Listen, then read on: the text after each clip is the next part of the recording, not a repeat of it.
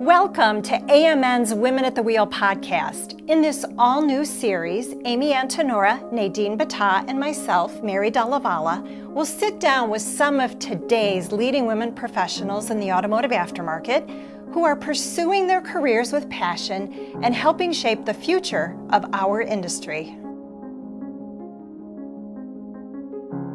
Hello, everyone, and welcome to another episode of the Women at the Wheel podcast series. I'm Nadine, Battah, and joining me today is Stacey Miller, the Vice President of Communications for the Auto Care Association. Hi, Stacey. Hi, Nadine. Thanks so much for having me. We are so excited to have you in here today. Seriously, we've had a couple of great conversations earlier on this morning, but I'm excited to sit down with you right now and learn some more. Thank you so much. This is going to be great. Yes. Well, let's dive in. Tell us a little bit about your background and how you landed in the automotive aftermarket. Oh, man, this is such a fun story because I actually really wanted to be in the automotive aftermarket my entire life, believe it or not. Yes. You know, as a kid, you grow up and you watch your dad fix cars. We didn't have a lot of money, so used cars was the name of the game. And when it was broke, we fixed it. We didn't buy new cars. Right. So I, grew up watching my dad fix cars and learning a little bit from him. And I think he passed that love on to me. So the moment you get your driver's license, you get your first car, you want to start modding your car, maintaining your car. And that's always been a love for me my entire life. So I started off my career in journalism, doing a little bit of TV, did PR for a global software company for 10 years, and I decided, hey, this isn't really my passion. I really want to be in automotive. And I saw an opportunity at the Auto Care Association, and I jumped out of my skin because I couldn't believe that I could find a career in automotive in my area. I'm based outside of DC. Okay. And when I realized that it was for the aftermarket and maintenance and repair, I thought, there's no way. This is absolutely for me. So 5.5 years ago, I came to the Auto Care Association and I told them, there's no one else that's going to want this job as much as I want it. Wow. And I told that to the CEO, I love that confidence. I love that confidence. I told him there's no one that wants this job as bad as I want it. Oh, and my gosh. The rest is history. I'm here, and we were joking about it earlier. I'm an industry lifer, so Yeah. let's go. Yes, absolutely. And I know you recently got promoted to this new position, Vice President of Communications. Can you tell us about the skills that you accrued to achieve this promotion, just overall in general? Absolutely, and I'm so humbled and honored to have this position with the Auto Care Association. It comes with so much responsibility in serving the industry and the members and making sure that all parts of the industry, from manufacturers to distributors to retailers and shops, have the tools and resources that they need for their businesses to thrive. So, my job, I really run a team of stellar, world-class communications. We do everything from the website to email to PR to social media to digital media and multimedia.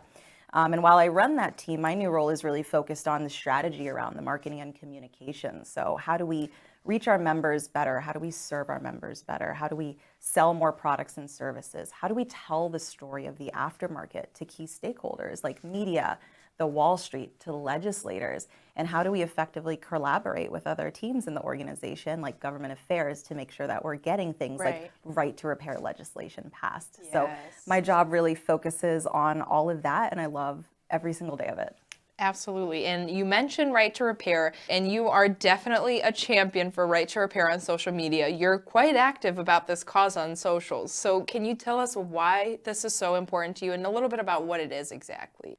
So right to repair is extremely important for the industry because it's basically about the consumer's right to choose where they get their vehicle maintained and repaired. So as a consumer, I want to be able to take my car at whatever repair shop I choose, an independent shop down the street from me. Shout out to Dynamic Automotive. Awesome.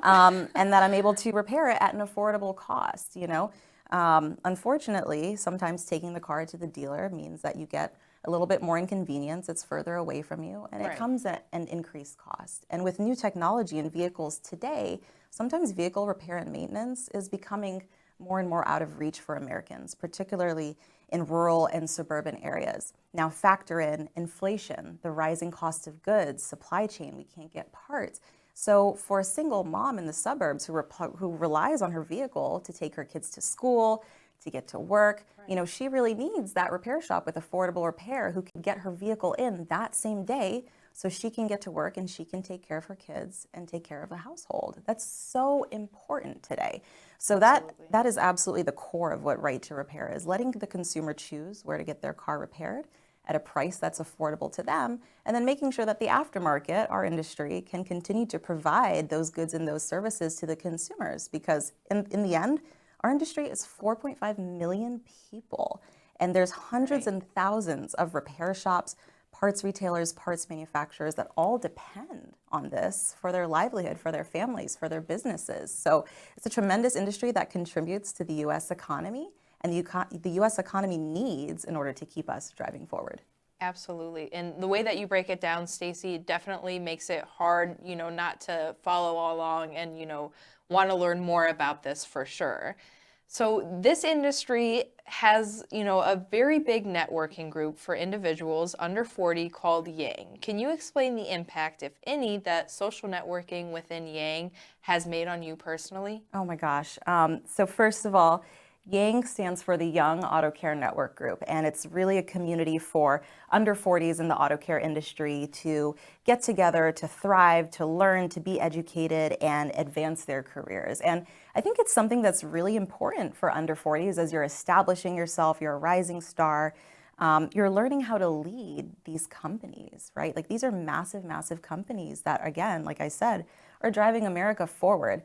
And as an under 40 in the industry, sometimes you need some mentorship, some guidance, some coaching to help develop you into that leader that you were so destined to be.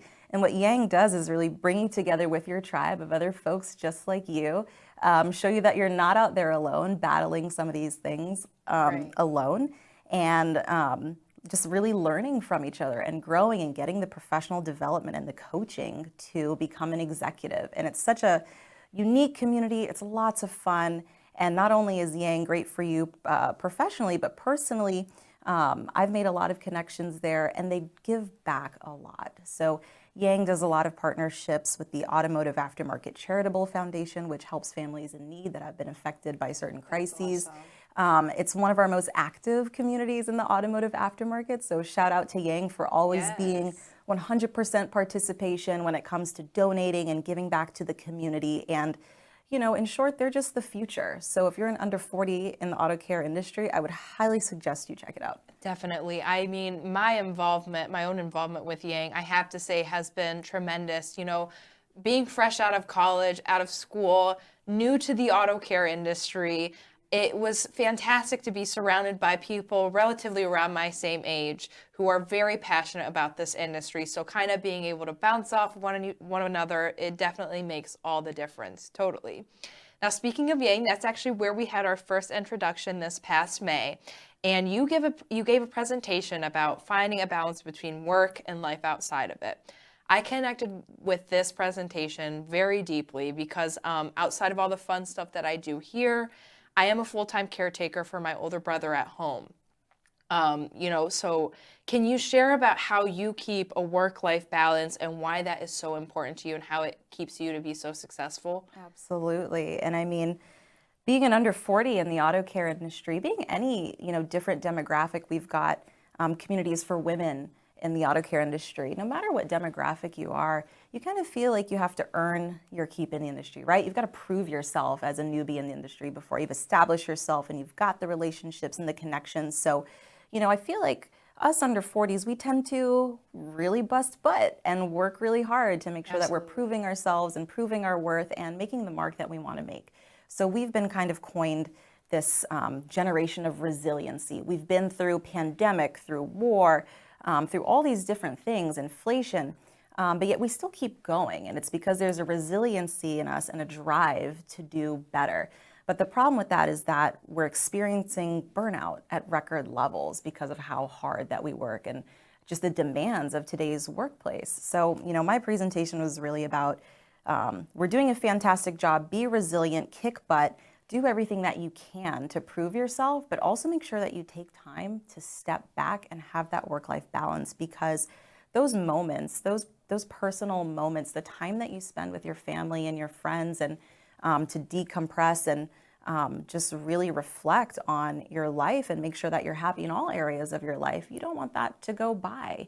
You know, your job is something that you spend a lot of your time at, but you want to spend time outside of your job doing things that you enjoy, because that keeps you fresh and that keeps you energized and that keeps you motivated, so that you're not burnt out every 2 years and you're not kind of constantly seeking happiness, switching jobs, and you feel like you're missing a place.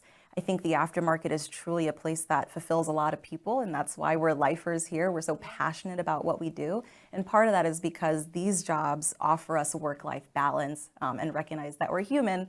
And while we have the drive to succeed and we want to work 24/7 to make sure that we're all surviving and thriving, that we do have to take a step back and take care of ourselves as well. Absolutely. That's great advice, Stacey. And, me coming into the industry, still new and fresh with everything, I really appreciate your advice and, input on things. So I'd love to know, what are some characteristics that you believe every successful leader should possess? Oh man, well, my number one characteristic that any leader should possess is 100% resiliency. And I mentioned that earlier.